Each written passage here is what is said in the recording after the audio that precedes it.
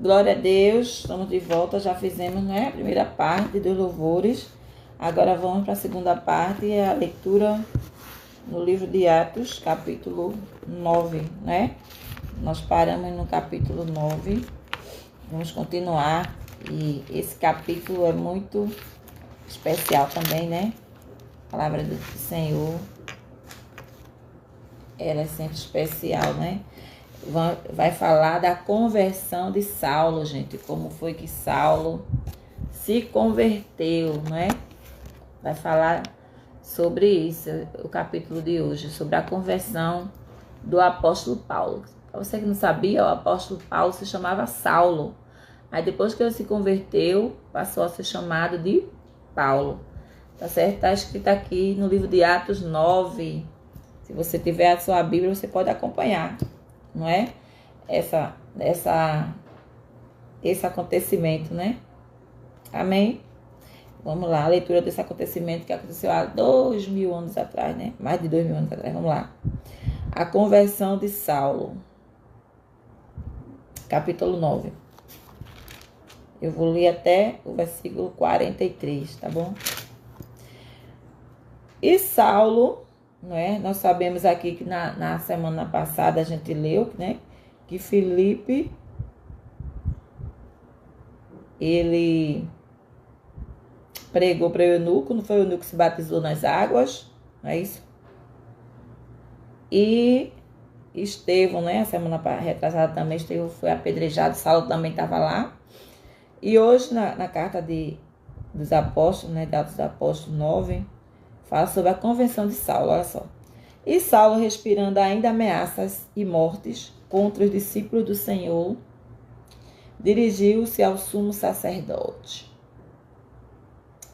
e pediu-lhe carta para Damasco, para as sinagogas, a fim de que encontrasse alguns daquela seita, quer homens, quer mulheres, e os conduzisse preso a Jerusalém. Olha só. Paulo estava perseguindo a igreja, né? Tanto homens quanto mulheres. E eles estavam mandando uma carta, né? Para Damasco, né? Para o governador de lá, para que prendesse os cristãos que estavam pregando a palavra de Deus. E 3. E indo no caminho aconteceu que, chegando perto de Damasco, olha só, eles estavam, né, perseguindo a igreja, e quando chegou perto de Damasco, subitamente o cercou um resplendor de luz, né? Apareceu uma luz bem forte, né? E caindo em terra, ouviu uma voz que lhe dizia: Saulo, Saulo, por que me persegues? Então ele estava ali ouvindo a voz de Jesus, né? Jesus já tinha ressuscitado. E Jesus estava perguntando a ele por que ele estava perseguindo ele. Nós vimos aqui que Saulo não estava perseguindo diretamente a Jesus, mas estava perseguindo os cristãos, né? Então isso quer dizer o quê? Que se você estiver perseguindo um cristão, alguém que serve a Cristo, você está perseguindo o próprio Jesus, né? Tanto é que ele falou assim, ó: Saulo, Saulo, por que me persegues?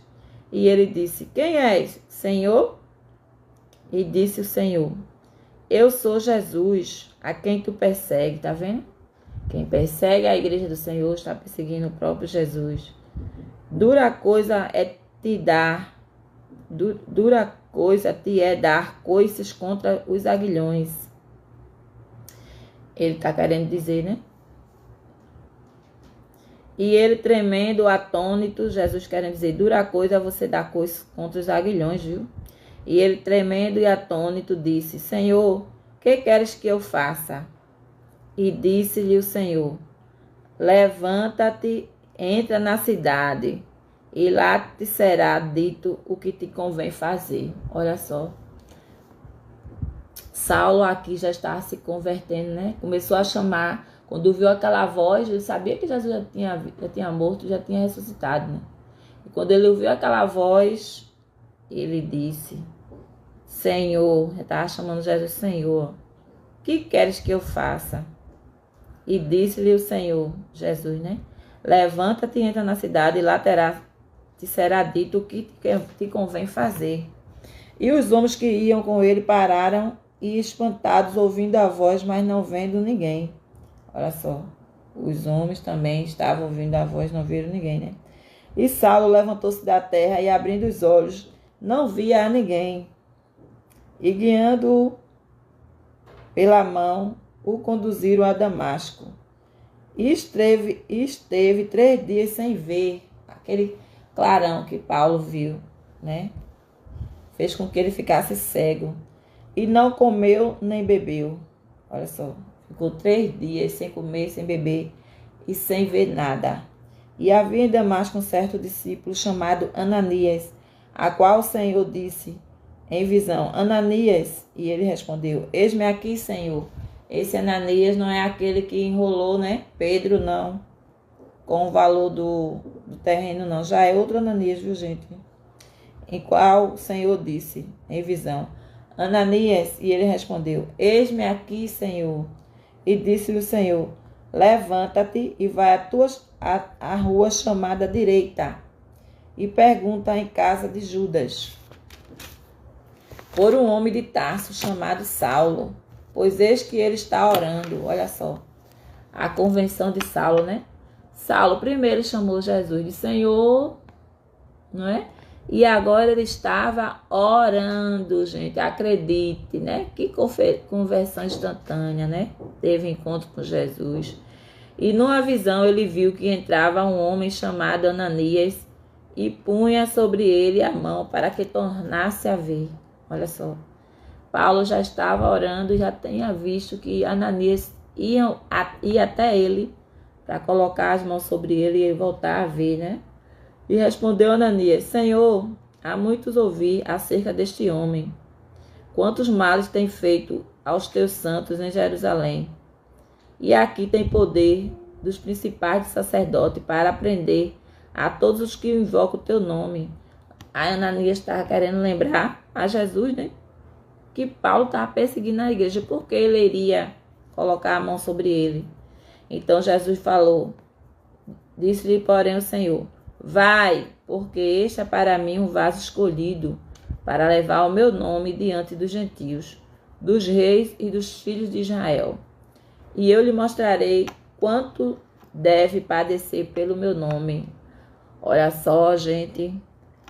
Paulo, né? Saulo, que ia se chamar Paulo, ia começar também a sofrer pelo nome de Cristo, né? Igualmente ele fazia as pessoas sofrerem, né? Então Ananias foi, entrou na casa e, impondo-lhes as mãos, disse: Irmão Saulo, o Senhor Jesus, que te apareceu no caminho por onde vinhas, me enviou para que tornes a ver e sejas cheio do Espírito Santo. E logo lhe caíram dos olhos como que umas escamas, e recuperou a vista. Então, levantando-se, foi batizado. Olha só, gente, esse batismo aqui que Paulo recebeu foi o batismo nas águas também. Saulo em Damasco. E em Jerusalém, tendo comido, ficou confortado, e esteve Saulo alguns dias com os discípulos que estavam em Damasco. Glória a Deus. E logo nas sinagogas pregava a Cristo que este é o Filho de Deus. E todos que ouviam estavam atônitos e diziam: olha só, gente, Saulo recebeu o poder de Deus para pregar o evangelho. E as pessoas estavam admiradas que ele perseguia a igreja e agora está falando de Jesus, né? Isso acontece tanto hoje, gente. As pessoas falam mal dos crentes, falam mal de Jesus. Depois, quando se converte, nem parece, gente. Olha só. E logo na sinagoga pregava a Cristo que este é o Filho de Deus. E todos que o viam estavam atônitos e diziam: não é este o que em Jerusalém perseguia os que invocavam a este nome? E para isso veio aqui para os levar presos aos principais sacerdotes? Saulo, porém, se esforçava muito mais, e confundia os judeus que habitavam em Damasco, provando que aquele era o Cristo. Olha só. E Paulo se esforçava mais ainda em pregar o evangelho.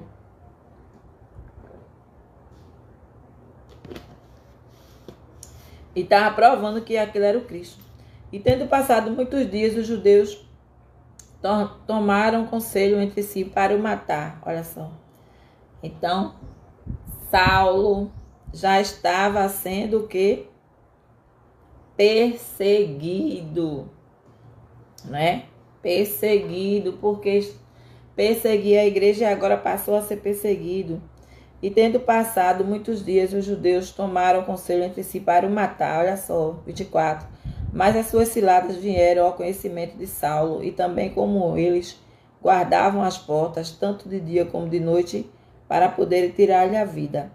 Tomando-o de noite, os discípulos disseram dentro de um cesto pelo muro. Tomando de noite os discípulos, o desceram dentro de um cesto pelo muro. Eita, parecendo a história de Moisés, né? E quando Saulo chegou a Jerusalém, procurava ajuntar-se aos discípulos mas todos os temiam, não crendo que fosse discípulo. Claro, né? Os discípulos eram perseguidos por Saulo, e de repente Saulo se aproxima dele, né? Aí estavam, né? Não estavam acreditando, né? Então Barnabé, tomando-o consigo, trouxe-o aos apóstolos e lhe contou como no caminho ele vira ao Senhor, e lhe falaram, e como em Damasco falaram ousadamente no nome de Jesus. E andavam com eles em Jerusalém, entrando e saindo, e falava ousadamente no nome do Senhor Jesus. Falava e disputava também contra os gregos, mas eles procuravam matá-lo. Olha só, Saulo já estava sendo perseguido, né? Sabendo, porém, os irmãos e o acompanharam até Cesareia e enviaram a Tarso. Assim, pois, as igrejas em todas as Judéias, glória a Deus, Galiléia e Samaria, tinham paz e eram edificadas e se multiplicavam, andando no temor do Senhor e consolação do Espírito Santo. Glória, né? A cura de Enéas. E aconteceu que, passando perto do... Glória a Deus. E aconteceu que, passando Pedro por perto, a parte veio também aos santos que habitavam em Lida.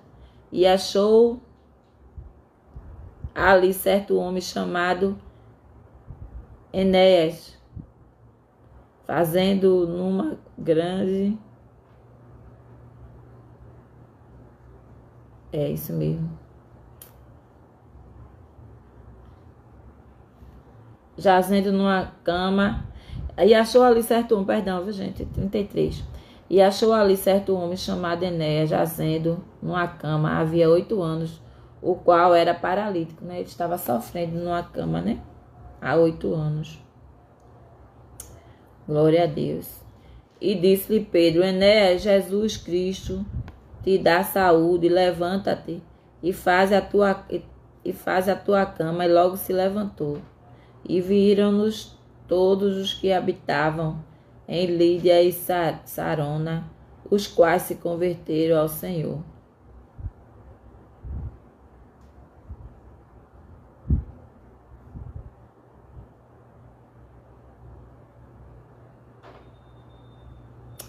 Glória a Deus.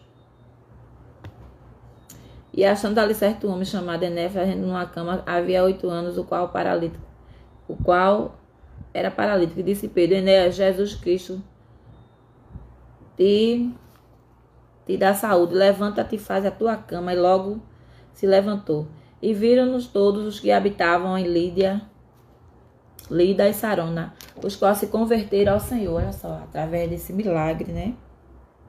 Que Pedro fez com que Enéas, o paralítico, começasse a andar. Muitos se converteram ao Senhor. E também temos aqui no capítulo 9 a história de Dorcas. E havia em Jope uma discípula, olha só, gente, que existe discípula, chamada Tabita, que traduzido se diz Dorcas. Esta estava cheia de boas obras e esmolas que fazia. E aconteceu naqueles dias que, enfermando ela, morreu. Então, tendo-a lavado, a depositaram num quarto alto. Olha só. Dorcas era uma discípula de Cristo também, né? Discípula que seguia a Cristo. E também ficou doente e morreu, né? Então lavaram o corpo dela e colocaram num quarto alto. E como Lida era perto de Jope, aqui está falando de 2 cidades, né?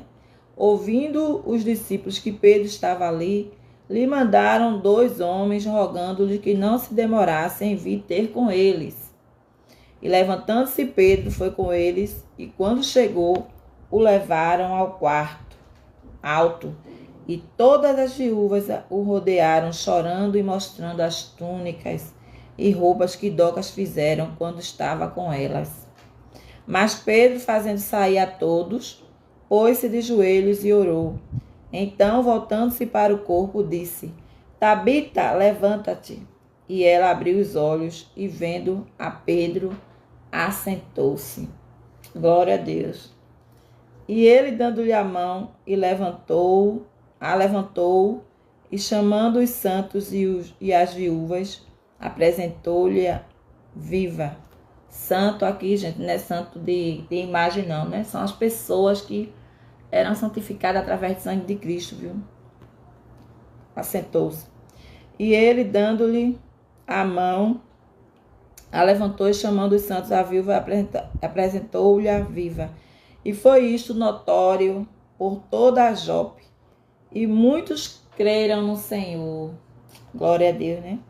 E ficou muitos dias em Jope com um certo Simão, curtidor. Então, gente, nós vimos aqui nesse livro de Atos dos Apóstolos, capítulo 9, que relata a conversão de Saulo, não é? A conversão de Saulo, a cura de Enéas, né, que ele era paralítico, e a ressurreição de Dorcas. Isso aí foi porque Deus prometeu aos discípulos, né, que esse sinal se cumpria, né? Em nome de Jesus, né? Expulsaria demônios, curaria enfermos, não é isso? E isso ainda pode acontecer hoje. Depende da vida, né, cristã de cada um, né? E nós vimos aqui, que nós notamos aqui, que nenhum deles eram venerado porque tinha feito, né? Tinha feito idolatrado, nenhum deles era idolatrado porque havia feito os milagres, porque eles faziam tudo em nome de Jesus, né? E só Jesus, através do nome de Jesus, é que ele podia fazer aquele milagre. Então, eles não podiam ser idolatrados, né? Pedro, né? Fez milagre naquela época e não era idolatrado. E porque hoje, em algumas igrejas, eles ficam idolatrando, né? A pessoa de Pedro.